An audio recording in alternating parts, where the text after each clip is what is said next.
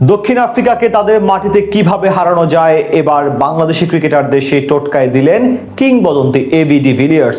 দেখিয়ে দিলেন কিভাবে তাদের হারিয়ে টেস্ট চ্যাম্পিয়নশিপ ফাইনালে উঠতে পারবে শান্ত লিটনরা, যেটি অনুসরণ করতে পারলে প্রথমবার কাগিসো রাবাদাদের বিপক্ষে সিরিজ জিততে পারবে টিম টাইগার্স।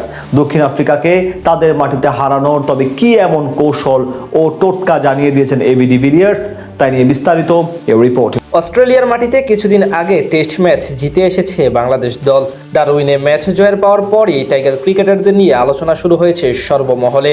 বিশেষ করে অনেক ক্রিকেট বিশ্লেষকদের মুখে মুখে এখন শান্ত শরীফুরদের নাম। অস্ট্রেলিয়াকে হারানোর পর এখন তাদের সামনে মিশন দক্ষিণ আফ্রিকা। আগামী নভেম্বরে দক্ষিণ আফ্রিকার মাটিতে টেস্ট চ্যাম্পিয়নশিপের অংশ দুটি টেস্ট খেলতে যাবে লাল সবুজের প্রতিনিধিরা। টেস্টে বিশ্বকাপের ফাইনালে উঠতে যেই দুটি ম্যাচ ভীষণ গুরুত্বপূর্ণ বাংলাদেশের জন্য। আর সেই সিরিজের আগে প্রোটিয়াদের মাঠে কিভাবে টাইগার ক্রিকেটাররা ভালো করতে পারেন এবং প্রথমবার সেখানে টেস্ট ম্যাচ জিততে পারেন, এবার সেই টোটকা বা কৌশল জানিয়ে দিলেন দক্ষিণ আফ্রিকার সাবেক অধিনায়ক ও কিংবদন্তি ব্যাটার এবি ডিভিলিয়ার্স। বাংলাদেশ এখন অব্দি আফ্রিকার মাটিতে মোট 8টি টেস্ট ম্যাচ খেলেছে, কিন্তু সেখানে এখন অব্দি জয়ের দেখা পায়নি। বিশেষ করে এমন কন্ডিশনে ব্যাটিংয়ে সবচেয়ে বেশি ভুগতে হয় লাল সবুজদের, যদিও আগের বাংলাদেশের সঙ্গে এখন অনেকটাই পার্থক্য রয়েছে। রিসেন্ট পাস্টে টাইগাররা অস্ট্রেলিয়া, নিউজিল্যান্ড ও পাকিস্তানকে তাদের মাঠে গিয়ে টেস্টে হারিয়ে এসেছে। এদিক থেকে দক্ষিণ আফ্রিকার বিপক্ষে আসন্ন টেস্ট সিরিজ নিয়ে প্রায় সবাই দারুণ প্রত্যাশী। তবে এর আগে ব্যাটারদের আলাদাভাবে পারফরমেন্স করতে হবে।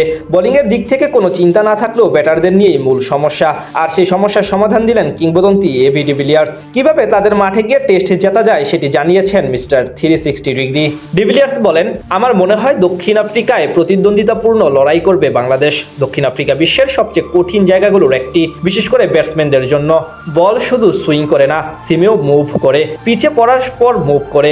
খুব বেশি খেলোয়াড় এতে অভ্যস্ত নয়, তাদের মুখোমুখি হওয়াটা তাই খুব কঠিন।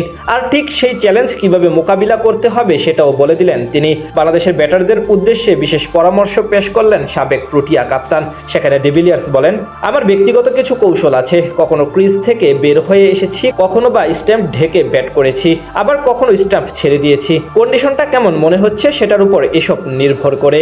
ডিভিলিয়ার্স এরপর স্পষ্ট করেই বলেন, সুইমিং কন্ডিশনে এগুলোই করতে হবে। সারাদিন শুধু একটি স্ট্যাম্পের উপর দাঁড়িয়ে থাকা যায় না, সক্রিয় বা উদ্যোগী হতে হবে। সর্বকালের অন্যতম সেরা এই ব্যাটসম্যান মনে করেন দক্ষিণ আফ্রিকায় ভালো করতে বাংলাদেশের ব্যাটসম্যানদের ব্যাট করার কৌশলে পুরোপুরি পাল্টে ফেলার প্রয়োজন নেই। ছোটখাটো কিছু পরিবর্তন আনার পক্ষে জোর দিলেই হবে।